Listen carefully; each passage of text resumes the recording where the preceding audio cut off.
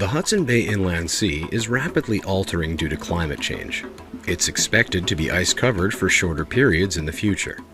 This will impact wildlife and influence traditional Aboriginal ways of life. It is also creating opportunities for industrial development.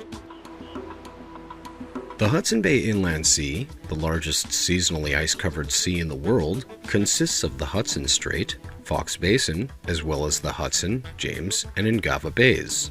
Its vast seascape, at the heart of the Canadian landscape, receives fresh water from an area covering just under 4 million square kilometers, extending from the Canadian Rockies to Labrador.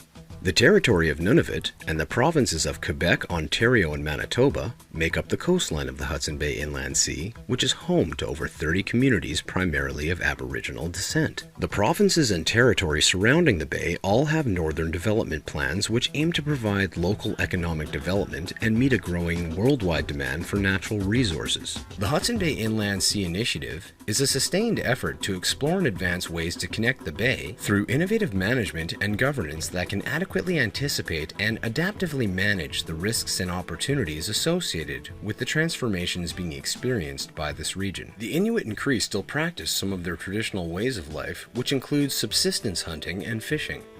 A traditional knowledge study completed in the 1990s outlines their relationship with 138 animal and 36 plant types. They continue to rely heavily on the inland sea's rich and diverse marine and terrestrial wildlife for their well-being. The region is likely to see increased exploration for and development of base and precious minerals, further development of hydropower, and expansion of wildlife and Aboriginal culture tourism. Oil reserves have been claimed on Southampton Island, and parts of the coast and seascape may have oil deposits. The intent is to increase and integrate development of energy, mining, forestry, tourism, and transportation by stimulating over $80 billion in expenditures. Construction of transportation infrastructure is one key to realizing this.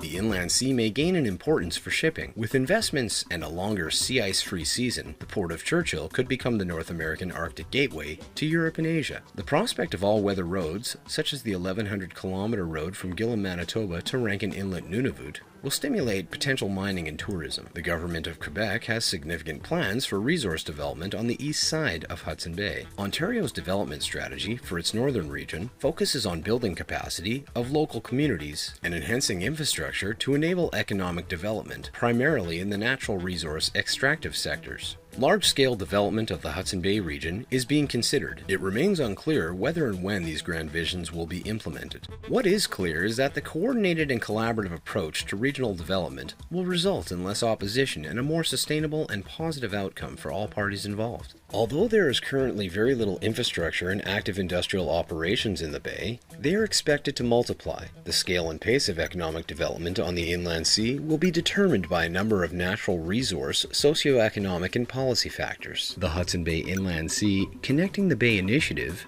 will strive to enable long-term strategy and policy action for sustainable development through a collaborative approach across the region. These actions will rest upon a strong foundation of traditional knowledge and science, and promote an effective coordinated governance structure built for the 21st century and beyond. The overall goal of the initiative is to facilitate a sustainable future for the present and coming generations of residents of the Inland Sea region within the context of the rapid transformations it faces. A series of Connecting the Bay forums will kick off the initiative where the transformations being experienced and anticipated, as well as potential strategies to manage and take advantage of them, will be discussed. By careful examination of successful governance approaches and policies in other jurisdictions, Connecting the Bay participants will help devise, develop, and implement new, innovative management strategies designed specifically for this region.